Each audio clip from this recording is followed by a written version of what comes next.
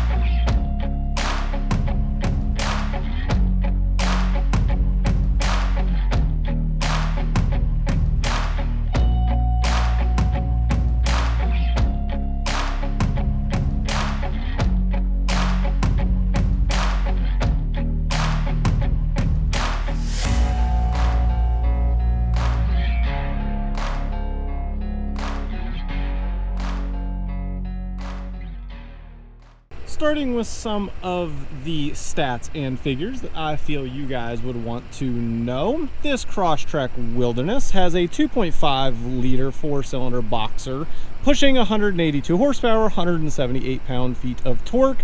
Transmission comes in a CVT, and the curb weight's going to come in right around 3,369 pounds, which is going to push this Crosstrek from 0 to 60 in about 8.3 seconds. Now, fuel economy, as we are here on the passenger side, you can see the fuel door there. 25 city, 29 highway, 27 average, and your tank size is 16.6 gallons. Let's talk overall dimensions. It is actually pretty short. It's actually shorter than what I ever thought it would be, even the same thing on the Limited, obviously. It's right around 14.7 feet long, and then it's right around 6 feet wide. Pricing starts on the base at around $25,195. Your different trim levels are going to go in this order: base to the premium, to the sport, to the Limited, to the Wilderness. Tester today comes in at $35,560. So what are some of the differences? Obviously, you can see a unique exterior just looking at it. On top of that, you've got another basically half foot, 6 inches of ground clearance overall from the bottom, obviously for off-roading, hence Wilderness. You have a 3,500 pound towing capacity, and then your approach angle, it's about 20 degrees, which is plus 2 degrees. And then your departure angle, you're looking at 33, which is 2.9.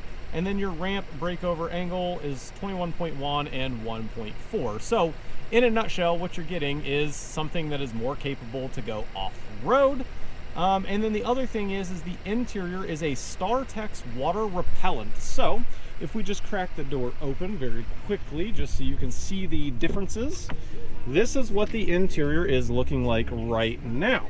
We're going to get to the interior here more in just momentarily. Let's look at some of the exterior. You're also going to notice that the tires are all-terrain tires. They're 225 60/17s, and they're like a matte black, which looks pretty cool. And then coming around, you do have nice LED headlamps. And then check this little design pattern out for the LED fog lamps. Looks pretty cool and obviously functional for at night, going off-road into the Wilderness, of course. Up on the hood, you do have a matte black wrap, kind of in the middle, gives it a little unique design. Up top, you can see you've got some different colors here on the roof rails. And then you have matte black on the mirror as well. Keyless entry on the 2 front doors. And then working our way around, obviously, being a Crosstrek Subaru, it is all-wheel drive, as you can see the badging over here on the left. And then over on the right, you can see the nice big badge for the Wilderness to let everybody know that that is what you have, if you couldn't already tell by some of the other accenting. To open the rear hatch, you simply go right underneath. There's a little button right there. Up it goes, and you do have a good amount of storage space here in the rear. It is time to jump inside. If you're new to my channel, I am 5'9".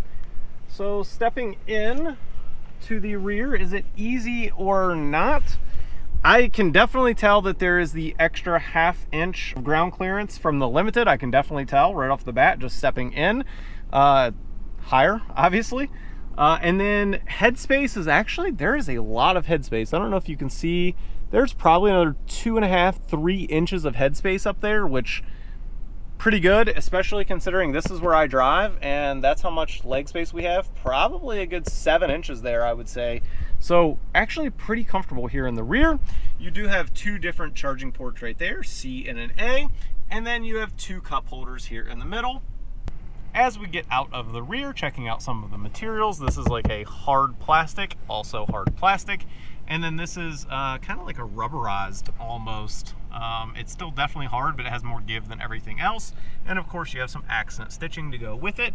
And then a nice wide window switch. And it does have actually a little bezel. It's just a different color, not like a chrome or anything like that. Time to step into the front. Let's test that out now. Very easy to get in. Again, I can notice the difference as far as stepping in from the Limited, unsurprisingly. However, very easy to get in. No issue there. Plenty of headspace up here. The way that this kind of angles, you can kind of see the overall profile, so your head kind of comes in this area. Good to go. Checking out the front door, it does have like a carbon fiber kind of look. It actually looks really cool. Not something you would ever expect in a Subaru. At least I would not, so that actually looks really cool. And then checking out some of the materials, it's definitely more premium than the rear doors. You can kind of see the impressions my fingers are leaving, nice and soft up there, also soft here. And then this is like the same rubberized material. This is kind of weird. Honestly, it should be this soft down here, because that's where your elbow rests. But it's not terrible. It's just, I don't know, it's kind of weird. Up here's nice and soft, and here's not. Kind of strange. Anyway, moving on, same window switches as you can see there in the rear, and then as you can see on there, auto for the front too. And last but not least, you're going to notice there are Harman card-on speakers. And then that carbon fiber does, it's not real carbon fiber, but it looks like it continues on and over on the passenger side as well. Taking a look at these seats, again, it is a unique interior to the Wilderness, and it is a material that I cannot even begin to describe to you as to how it feels. You can kind of see the little pattern in it. It's nice and soft, but it's not a leather or a pleather. I mean, like it is, it's like a mix. I don't know, it's unique. I've never seen anything like it in any other vehicle. So again, supposed to be water repellent, which makes sense because you want to be able to clean the inside out if you're going off-road. Looking at the steering wheel, again, you've got some different accenting here to go with the theme, making you feel a little bit more special. Same thing with the gauges. You can kind of see the yellowish gold all the way around the gauge. And then over here, you do have a nice big screen. And then as far as responsiveness goes, I will touch something, and then there it goes. And there it goes. We'll just click it to the home screen there. There is wireless CarPlay if you were into that for Android or Apple. Down here we have a wireless charging port. We do have heated seats right down here. And then your electronic parking brake. And then this shift boot is super cool. Honestly, more cars should have this, like the carbon fiber look. It's really, really cool. I think that's gonna wrap up the interior. I say we get this Wilderness out on the road. And we are off. Let's touch on the sound. So again, trying to compare just a little bit for you guys, like the Limited to this Wilderness. Is there a big difference in road noise? I don't really think so. I guess in this, I can maybe hear the tires just a little bit more, maybe. I don't know. It's very close. Very close. So they've done a pretty good job, even with the different tires, still keeping the noise down. Obviously, you can certainly still hear it, so I'm not going to pretend like that's not the case, right? Because you most certainly can hear the noise, but for what you're getting, it's not bad. You got to remember, you're getting a vehicle that's all-wheel drive, true all-wheel drive, getting almost on the highway 30 mpgs, right? And you have heated seats, you have a nice big screen, and you're coming in at under $36,000. So I guess you got to really compare. Again, I beat this in a lot of my reviews. You have to compare apples to apples and not apples to oranges. So, ooh, I just about smoked a bird. That scared me so bad. I mean, that thing came out of nowhere. Anyway, now that you just got to see me jump and tense up, where was I at? Gotta love that. Anyway, like I said, you got to compare apples to apples, not apples to oranges. And too many people just don't compare it to what it's supposed to be compared to. I wish that I could go test this vehicle in the snow. Obviously, I know that is where this thing shines. Obviously, off-road as well, which I could go off-road on some minor little stuff. I just don't feel like, honestly, getting the car dirty. So we're not going to be doing that. Nonetheless, there are plenty of videos out there with this off-road, so if you're wanting to watch it off-road, go check one of those out. I guess more so what I'm trying to give insight on to you guys in this video is it daily drivable, even though it's the off-road version, right? Because maybe twice a year you're going to go camping and you're going to take this. I don't know what your scenario is. I'm just saying maybe. But you're sitting there wondering, I don't know, is it, you know, can I live with it every day? And for me, the answer would be yes. I definitely think everything in this vehicle is very, very manageable. It drives totally normal. It doesn't drive super loud. Again, there is some tire noise to be expected on what this is, but it's not bad. As far as, like, you know, cars passing by, you can hear them a little bit. We're getting ready to go over our cattle guard where we test everything and some vehicles going by. So let's test it.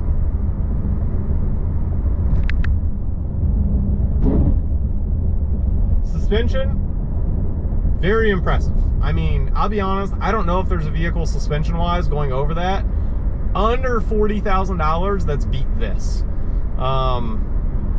Just being honest. Now, you put it into something that's not compared to, then yes, it's a different story.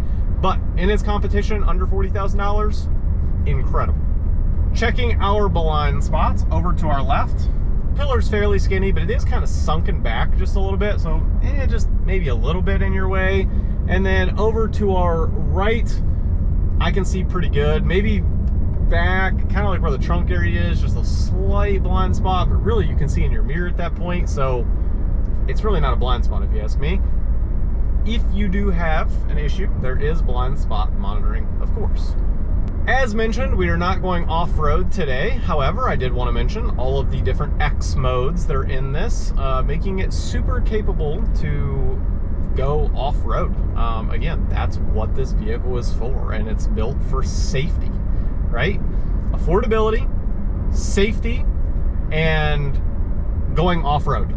Like, that's, in my opinion, what summarizes this Subaru Crosstrek Wilderness. That's just me, not saying that's 100% everyone's vision, but that's what I think. And I would guess that I'm kind of along the lines of everyone else as well. Let's test the suspension from a turning standpoint here. We are coming up to a turn. Let's take this turn at 25. 25? Not much body roll. So like if you're doing like an autocross, like for what this is, again, it's a little bit higher off the ground, like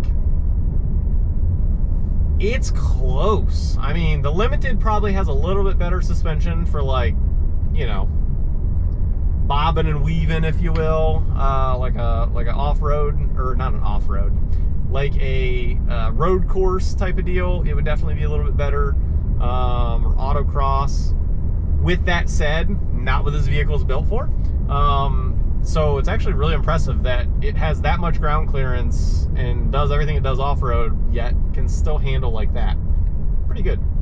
In summary, very quickly, if you're looking for a vehicle that's going to be affordable, it can go off-road, it looks and feels special, apart from all of the other trim models, this may be a good option for you, and especially if you need all-wheel drive. Subaru has, if not the best, one of the top performing all-wheel drive systems, period.